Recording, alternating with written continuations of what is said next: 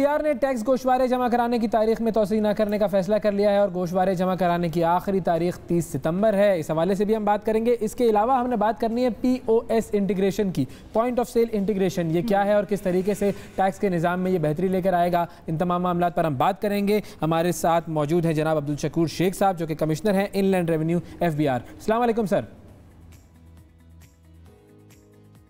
جی وعلیکم السلام عبید صاحب, thank you very much for the team. بہت شکریہ سر. سب سے پہلا سوال تو بنیادی سوال جو ہماری قوم جب ٹیکس کا نام سنتی ہے تو پوچھتی ہے بھائی میں ٹیکس کیوں دوں, مجھے کیا فائدہ ٹیکس دینے کا. سر پہلے تو قوم کو سمجھائیں کہ وہ ٹیکس کیوں دیں اور ان کو فائدہ کیا ملے گا ٹیکس دینے سے. فضا یہ بڑا ریلیونٹ سوال ہے کیونکہ ٹیکس ریلیٹڈ ہوتا ہے. لوگ سمجھتے ہیں کہ گورننس ریلیٹڈ ہے, اگر مجھے کوئی سہولیات نہیں مل رہی, میری حالت چینج نہیں ہو رہی تو میں ٹیکس کیوں ادا کروں. لیکن بتانا یہ امر ضروری ہے کہ ٹیکس کے بغیر گورنمنٹ کے سارے کام, ویدر انفراسٹرکچر ڈیولپمنٹ ہے یا ایجوکیشن ہے, ہیلتھ ہے, پورے سسٹم, ڈیٹ برڈن, یہ ساری چیزیں ٹیکس سے ہی ریلیٹڈ ہیں. تو اب یہ انکم ٹیکس بھی میں دوں اور سیلز ٹیکس بھی میں دوں, کے پاس جمع نہیں کرائیں گے تو ساری کی ساری اسکیمز نہیں چلیں گی. اب یہ انکم ٹیکس بھی میں دوں, پھر جب میں کچھ خریدنے جاؤں تو سیلز ٹیکس بھی میں دوں, تو یہ دونوں طرح کے ٹیکس, بہت سارے ٹیکس ہو جاتے ہیں. ان میں ذرا فرق سمجھا دیں کہ کہاں سے انسان کا ٹیکس لیا جاتا ہے. ہاں ویسا یہ سوال پوچھنے میں بڑا آسان ہے, جواب اس کا تھوڑا پیچیدہ ہے, لیکن میں کوشش کروں گا کہ بڑی آسان زبان میں آپ کے سامعین کو سمجھا دوں کہ انکم ٹیکس اور سیلز ٹیکس میں بنیادی فرق کیا ہے. پوری دنیا میں یہ لاگو ہوتے ہیں دونوں ٹیکسز آلموسٹ. انکم ٹیکس جیسے الفاظ سے ظاہر ہے کہ یہ آمدن پہ ٹیکس ہے. اگر کوئی بندہ ارن کرے گا, چاہے وہ سیلری سے ارن کر رہا ہے یا بزنس سے ارن کر رہا ہے یا اس کی پراپرٹیز کوئی رینٹ پہ دی ہوئی ہیں یا کوئی ایسٹ سیل پرچیز کر رہا ہے, اس پہ کوئی ارننگ کر رہا ہے یا پرائز بانڈ نکلا ہوا ہے ادر سورسز پہ, تو یہ ساری آمدن پہ سال میں ایک مرتبہ یہ گوشوارہ بھرے گا اور یہ ٹیکس ادا کرے گا. تو اس کا تعلق آمدن سے ہے. اگر آمدن نہیں ہوگی تو یہ ٹیکس نہیں بھرے گا. جبکہ سیلز ٹیکس جو ہے یہ انڈائریکٹ ٹیکس ہے, اس کو خرید و فروخت پہ یا کنزمپشن پہ سیل کہا جاتا ہے. کہ اگر کوئی بندہ کوئی چیز خرید رہا ہے تو فرام ریٹیل آؤٹ لیٹ جب یہ چیز خریدے گا تو کنزیومر اس پہ 17% سیلز ٹیکس بھرے گا, اور کس چیزوں پہ جیسے دودھ ہے, ڈیری آئٹمس ہیں, لیدر آئٹمس ہیں, ٹیکسٹائل ہے, اس پہ پھر ریڈیوس ریٹ ہے. لیکن یہ دونوں ٹیکس پوری دنیا میں لاگو ہوتے ہیں. ایک کو ڈائریکٹ ٹیکس کہا جاتا ہے کیونکہ یہ جو پے کرتا ہے اسی کا ٹیکس ہوتا ہے, اور سیلز ٹیکس کو انڈائریکٹ ٹیکس کہا جاتا ہے کیونکہ جو اس سے یہ ٹیکس کاٹتا ہے یہ کسی اور کا ٹیکس ہوتا ہے. جیسے اگر آپ کسی ریٹیل اسٹور پہ جاتے ہیں شاپنگ کرنے کے لیے اور آپ کا ٹیکس اس نے کاٹا تو ٹیکس وہ آپ کا ہوتا ہے, لیکن سرکار میں وہ جمع کرواتا ہے, اس وجہ سے اس کو انڈائریکٹ ٹیکس کہا جاتا ہے. تو یہ دونوں ٹیکس پوری دنیا میں لاگو ہوتے ہیں, پاکستان میں بھی. شیخ صاحب ایک اور سوال بھی ہے, اور وہ یہ ہے کہ جب ٹیکس گوشوارے آپ جمع کراتے ہیں تو جو شخص ٹیکس گوشوارے جمع کرا رہا ہوتا ہے اس کا کوئی فائدہ ہونا چاہیے, اس کو کوئی انسینٹیو ملنا چاہیے اس بندے سے کہ جو ٹیکس گوشوارے جمع نہیں کراتا. ہمارے یہاں وائڈلی اگر ہم دیکھیں تو اس قسم کا بھی کوئی بہت ایک افیکٹو نظام نہیں ہے. تو جو جمع کرا رہا ہوتا ہے وہ بھی آخر میں ہوپ لیس ہو جاتا ہے کہ بھائی مجھے اس کا کوئی خاص انسینٹیو مل نہیں رہا تو میں بھی کیوں جمع کراؤں. ہاں نہیں, آپ کی بات کسی حد تک صحیح تھی ماضی میں, لیکن اب یہ صحیح نہیں ہے. ریزن یہ ہے کہ اب ڈے بائی ڈے جس طرح ڈاکیومنٹیشن ہوتی جا رہی ہے تو ٹیکس فائلر کو ایڈڈ بینیفٹس ہیں بہت زیادہ نان فائلر پہ, اور دو قسم کے ٹیکس ریٹ متعارف کروا دیے گئے ہیں. پچھلے سال تو آپ کو پتا تھا کہ بینکنگ ٹرانزیکشن پہ جب پیسے وڈرا کرتا تھا اپنے تو 0.6% ڈیڈکشن ہوتی تھی نان فائلر پہ, اور جو گوشوارہ بھرتا تھا اس پہ 0.3%. اسی طرح اگر آپ گاڑی خریدنے جا رہی ہیں تو اس پہ ریڈیوس ٹیکس ہے, اس پہ ڈبل ٹیکس ہے. اگر کوئی امپورٹ کر رہا ہے تو اس پہ, تو الٹیمیٹلی دو بڑے فوائد ہیں. ایک تو ٹیکس ریٹ کا فرق ہے پورے پاکستان میں, اب فائلر کو بہت زیادہ انسینٹیوز ہیں in comparison to non filer, اور سب سے بڑا انسینٹیو یہ ہے کہ اس کا نام ایکٹیو ٹیکس پیئر لسٹ میں آ جاتا ہے. یہ قومی فریضہ ادا کرنے والا بندہ ہے, اور اس کو الٹیمیٹلی جو بھی اس کی انکم ارن ہے اور ویلتھ اکرو ہو رہی ہے وہ ایک بزنس میں اگر استعمال کرے گا تو اس کی وائٹ انکم کہلاتی ہے. اس کو پھر ایکسپلینیشن کرنے کی کوئی ضرورت نہیں ہے. اگر اس نے ٹیکس بھرا ہے due over the period of time تو اب یہ ساری انکم ایکیومولیٹڈ ہے اور آگے چل کے وہ بزنس کر رہا ہے تو وہ ساری کی ساری انکم وہ ٹریٹ کی جائے گی کہ یہ وائٹ انکم ہے, اور اس کے لیے کسی ایکسپلینیشن کی ضرورت نہیں ہوگی. تو ان اینی کیس فائلر جو ہے وہ فائدے میں رہتا ہے نان فائلر کے مقابلے میں, اور نان فائلر کے اوپر پینلٹیز ہوتی ہیں. نان فائلنگ کی الگ پینلٹی ہوتی ہے, نان پیمنٹ آف ٹیکس پہ ڈیفالٹ سرچارج لگ جاتا ہے, تو وہ پینل پرووین سے بچ جاتا ہے. تو اس لحاظ سے میں سمجھتا ہوں کہ فائلر ہونے میں کمپیریٹیولی زیادہ فائدہ ہے in comparison to non-filer. اچھا, اب اگر ہم بات کریں ٹیکس ریٹرن فائل کرنے کی تو اس کا آسان سا پروسیجر ہمارے لوگوں کو سمجھا دیں. اس کی تاریخ تو ویسے ہی 30 ستمبر ہے, وہ بڑھ بھی نہیں رہی اس مرتبہ, ورنہ تو بڑھ جاتی تھی. اور کیا کوئی ایپ وغیرہ سے بھی بھرا جا سکتا ہے؟ تھوڑا سا یہ ایکسپلین کر دیں پلیز. हाँ जी, ये पहले बड़ा कम्प्लेक्स था, लेकिन मैं समझता हूँ कि FBR ये वाहिद फेडरल गवर्नमेंट की ऑर्गेनाइजेशन है जो ज़्यादा ऑनलाइन सिस्टम्स में बिलीव करती है। टैक्स आसान एक ऐप मुतारिफ़ करवाई गई है FBR के सिस्टम के तहत, जो कोई भी एंड्रॉयड सिस्टम पे और आईफोन पे डाउनलोड हो सकती है। उस पर आप न सिर्फ रिटर्न फाइल कर सकते हैं, रजिस्ट्रेशन कर सकते हैं, जहाँ से अपने ख़रीदारी की है। अगर वो टियर 1 के रिटेलर ने आपको इनवॉइस सही जनरेट की है तो आप ये भी कंफर्म कर सकते हैं कि वो टैक्स आपका सही सरकार के ख़जाने में पहुँचा या नहीं पहुँचा। और इस लिहाज से बेशुमार उसमें इंफॉर्मेशन है, गाइडेंस है। FBR की वेबसाइट पे भी स्टेप बाय स्टेप प्रोसेस है।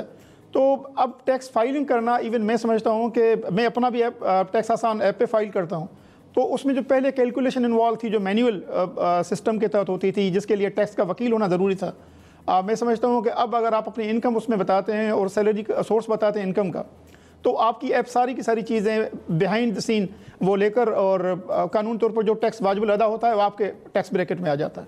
तो इसलिए ये बहुत आसान हो गया दोनों मीन से कि FBR की वेबसाइट से भी स्टेप बाय स्टेप गाइडेंस है, वेब पोर्टल पे हेल्पलाइन है। हम ये तशहीर की मुहिम चला रहे हैं, मॉल्स में हर जगह हमारी टीम्स जा रही हैं, कियोस्क लगाए हुए हैं, हम गाइडेंस दे रहे हैं, ट्रेनिंग सेशन हम चला रहे हैं अपनी इनकम टैक्स ऑफिसेज में।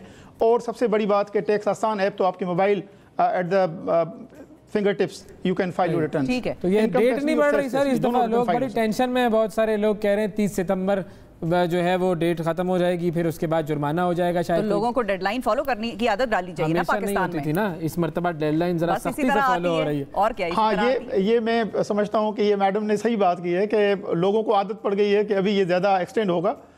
लेकिन इस मरतबा इस वक्त तक तो इरादा ये है कि 30 सितंबर को एक्सटेंड नहीं करेंगे, ताकि मैक्सिमम रिटर्न फाइल हो जाएं। और आगे जो फाइनेंशियल ईयर शुरू हो गया है, जिसमें हमने कमिटमेंट्स की हैं कि कितना टैक्स आने वाला है, तो अकॉर्डिंगली इससे ही अंदाज़ा हो जाएगा कि कितने फाइलर्स हैं, टैक्स बेस हमारा कितना बड़ा है और टैक्स टू GDP रेशो क्या बनने जा रहा है। तो मैं समझता हूँ कि ये सारी की सारी, मैं आपको थोड़ा आगाही दे दूँ कि ये सारा जो टैक्स रिटर्न फाइल होगा ये उस इनकम का होगा जो आपने जुलाई 20 से लेकर जून 21 तक कमाई है या अर्न की है।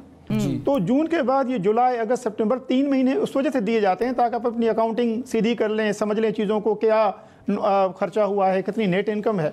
तो ये बेसिकली हिसाब किताब या टैक्स का गोशवारा उस इनकम की मद में होता है जो 1 जुलाई 2020 से लेकर 30 जून 2021 तक अर्न की गई है। तो मैं समझता हूँ कि जिसकी सारी चीज़ें वाज़ेह हैं उसको तो डिले नहीं करनी चाहिए, लेकिन अगर कोई कारोबारी बंदा है जिसको मुश्किलात हैं, उसका चार्टर्ड अकाउंटेंट नहीं है, मसाइल हो, तो ब्लैक को व्हाइट और व्हाइट को ब्लैक करने का सिलसिला हो तो फिर टाइम लगता है ना एग्जम्पशन। आपकी आवाज थोड़ी मैं कह रही हूँ अच्छा है, ये आवाज हाँ अच्छा, आपको जिसने सुनना था उसने सुन लिया है कि बहुत सारे लोगों के मसाइल होते हैं ना, ब्लैक को व्हाइट, व्हाइट को ब्लैक करना, उन्हें थोड़ा टाइम चाहिए होता है। ये मसाइल होते हैं दौलतमंद लोगों के। अच्छा सर, ये पॉइंट ऑफ सेल इंटीग्रेशन वाली जो बात थी वो भी जरा समझाइए कि ये POS का सिस्टम क्या है और ये कैसे फायदेमंद साबित होगा। पॉइंट ऑफ सेल POS का जो सिस्टम है उसके बारे में पूछना चाह रहा हूँ मैं। वैसे साहब आपकी आवाज़ मुझे थोड़ी डिस्टर्ब लग रही है क्योंकि मुझे समझ में नहीं आया आपका सवाल। ये काइंडली रिपीट करें तो। पॉइंट ऑफ सेल सिस्टम का मैं पूछ रहा हूँ, POS इंटीग्रेशन क्या है? POS पॉइंट ऑफ सेल जो रिटेलर है जिसकी हमने कैटेगरीज बनाई है टियर 1 रिटेलर के तौर पर, कि जो बड़े ताजरान हैं, जिसका हमने 6 कैटेगरीज की बनाई है तकरीबन, कि एक ऐसा ताजर या रिटेलर जिसकी ज़्यादा ब्रांचेज हैं, जैसे नेशनल या इंटरनेशनल चेन का हिस्सा है, या उसका सालाना बिल 12 लाख रुपए से ऊपर है, या एयर कंडीशन मॉल में वो उसकी दुकान चल रही है, और या ultimately debit credit machine bank की रखी हुई है, या होलसेलर है। तो ऐसे बड़े ताजरान को हमने कहा है क्योंकि उनके पास एग्जिस्टिंग कंप्यूटर इनवॉइसिंग सिस्टम होता है। जब आप भी रिटेल पे शॉपिंग करने जाते हैं तो आपको इनवॉइस वो जनरेट करके देता है। तो बगैर किसी एडिशनल इन्वेस्टमेंट के हम चाहते हैं कि ये उसका जो इनवॉइस जनरेटिंग सिस्टम है ये FBR के साथ इंटीग्रेट हो जाए। इसी को हम पॉइंट ऑफ सेल इंटीग्रेशन कहते हैं, कि जो पॉइंट ऑफ सेल किसी भी रिटेल आउटलेट पे है, वहाँ से जो रसीद या इनवॉइस इशू हो रही है उस पर एक नंबर लग जाए जिससे FBR को पता चले कि इस स्टोर की सेल्स कितनी हो गई है। और इसका फ़ायदा उस रिटेलर को भी है और इसका फ़ायदा इस ख़रीदार को भी है। रिटेलर को ये है कि रिटेलर जब ये सेल करता है तो अल्टीमेटली सेल्स का रिटर्न फाइल करता है हर महीने। तो जो रिटेल सेल करेगा उसकी सेल्स ऑटोमेटिकली उसके रिटर्न में अपडेट होती जाएंगी, तो उसको इजाफी मेहनत की ज़रूरत नहीं पड़ेगी। और बाय लॉ ये रिक्वायर्ड है, अगर नहीं होगा तो पेनलाइज हो जाएगा। तो इस लिहाज से, और जो ख़रीदार है इसको फ्री एश्योरेंस हो जाती है कि जब मैंने ऐसे ही POS इंटीग्रेटेड शॉपिंग मॉल से कोई चीज़ ख़रीदी है तो टैक्स तो वैसे ही उसका कट रहा था, लेकिन इस मरतबा ये इंश्योर हो जाएगा कि ये टैक्स वाकई कट के सरकार के खजाने में जा रहा है। तो उसमें एक एडिशनल फ़ायदा ये है कि अगर वो लेदर गारमेंट्स या टेक्सटाइल गारमेंट्स है उसका रेट फॉर रिड्यूस मिल जाता है। सो नॉर्मली मैं समझता हूँ कि POS इंटीग्रेशन के जहाँ तक ताल्लुक़ है तो उसमें ज़्यादा ताल्लुक़ ये है कि हम चाहते हैं कि सारे के सारे रिटेल सेक्टर जो बड़े ताजरान हैं वो हमारे FBR के सिस्टम के साथ सॉफ्टवेयर लिंक के ज़रिए इंटीग्रेट हो जाएं। उसमें ना उनकी इजाफी इन्वेस्टमेंट है, ना FBR उनसे कोई ज़्यादा टैक्स चार्ज कर रहा है। ये सिर्फ़ और सिर्फ उनकी रिटेल को डॉक्यूमेंटेशन की तरफ एक कदम है ताकि हमारा टैक्स का बेस बढ़ जाए और डॉक्यूमेंटेशन हो जाए। तो this is a simple POS integration definition. ठीक है सर, और आखिर में एक सवाल आपसे क्विकली उसका जवाब दीजिएगा कि किसको टैक्स रिटर्न फाइल करनी है और कौन शख्स है जिसको करने की ज़रूरत नहीं है? हाँ, ये टैक्स रिटर्न फाइल करने के लिए मुख्तलिफ कैटेगरीज हैं। जैसे मैंने अपने पहले गुजारिश की कि 5 सोर्सेज ऑफ इनकम है। जैसे या तो तनख्वाहदार मुलाजिम है, उसकी सालाना इनकम अगर 6 लाख से ऊपर है तो वो टैक्स रिटर्न फाइल करेगा, अगर कम है तो उसको फाइल करने की ज़रूरत नहीं है। इस तरह अगर बिज़नेस कर रहा है कोई बंदा और उसकी 3 लाख रुपए ज़्यादा इनकम है, इनकम का मतलब इनकम है सारे खर्चे निकाल कर ग्रॉस प्रॉफिट से जो नेट इनकम है, वो अगर 3 लाख से ज़्यादा है तो वो रिटर्न फाइल करेगा। इस तरह अगर इस्लामाबाद में रहता है और 500 गज़ का घर है उसका तो रिटर्न फाइल करेगा। कराची या अर्बन सेंटर्स में रहता है और उसका फ्लैट है 2000 स्क्वायर फीट से ज़्यादा, या 500 स्क्वायर यार्ड का घर है, या 1000 सीसी के ऊपर गाड़ी है, या 5 लाख रुपए से ऊपर उसका बिजली का बिल आता है सालाना, तो ये वो कैटेगरीज़ हैं जो रिटर्न फाइलिंग के लिए मैंडेटरी है, ज़रूरी है को फाइल करें। और विडो है, ऑर्फन है, या उसकी इनकम एग्जेम्प्ट है, जैसे वो रिटायर्ड बंदा है, तो विडो और ऑर्फन ख़ास तौर पर ऐसे लोग या फ़ॉरेन में रहते हैं, एक्सपेट्रिएट्स हैं जो पाकिस्तान में नहीं है, नॉन रेजिडेंट हैं, बिलाशक वो यहाँ प्रॉपर्टी बाय करें, वो पाबंद नहीं है कि रिटर्न फाइल करें।